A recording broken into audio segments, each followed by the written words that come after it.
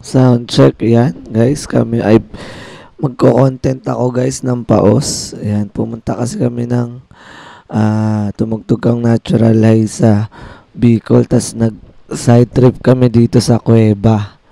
Ayan na nga, nagre-ready kami bago pumasok. So kailangan naka-helmet yan eh. Tapos ayan, madilim nga dun sa loob kasi nga Cueva nga yun.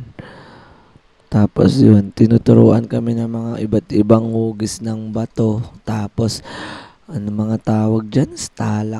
Stalactites, stalagmites, kung ano man. Ayan, kailangan ka palang magmano daw dyan.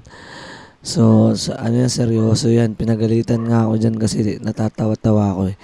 Tapos yan, may tinuturo ngayon doon. Tapos yan, ikot-ikot lang kami. Tapos ingat lang, kaya may helmet kasi pag naumpog ka, GG ka dyan, bro.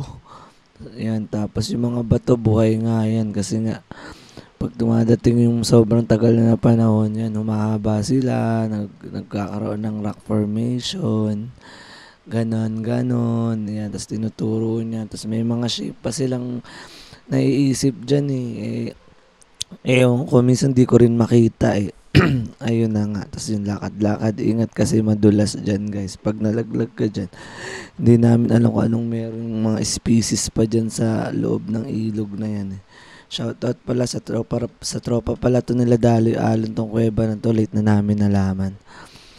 Tapos ayun nga, ayan, lakad-lakad kami. Ang dilim ho, wala, hindi ko nakita yung mukha ko. Ayan, kunyari, tatawa-tawa ako. Kunyari, nakikinig ako kay kuya, pero sa totoo hindi ko ma-identify yung tinuturo niyang kung ano mang shape yun. Tapos yan, may mga paniki.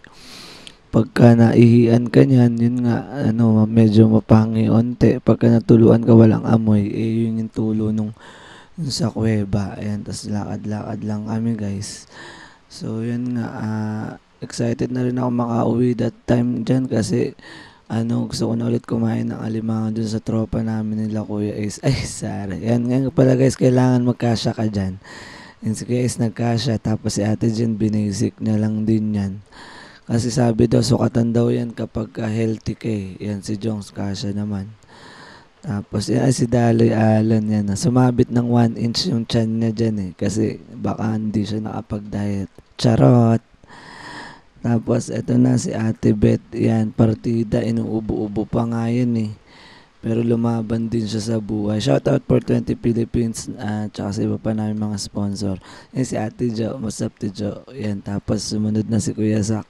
Medyo malaki talaga si Kuya Sak kasi lagi na yata siya nag-exercise. Ay, ano ba yun? Tapos yan si Ate Aliyah, yung tsaka yung mga tropa namin na may-ari ng van na napakaganda, shoutout sa inyo. Tsaka kay Kuya na talagang sumuporta sa akin sa pagbuhat ng effects. Salamat Kuya. Tapos ayun nga, nakalabas na kami. Ayun, salamat sa Lord, napakaganda ng ng loob ng kuweba, ang ganda ng creation na to. Tapos yun, nakahinga na kami. Yan, yun lang. Bye-bye guys. Ang ganda no? What a vlog. Paano sa content guys. Bye.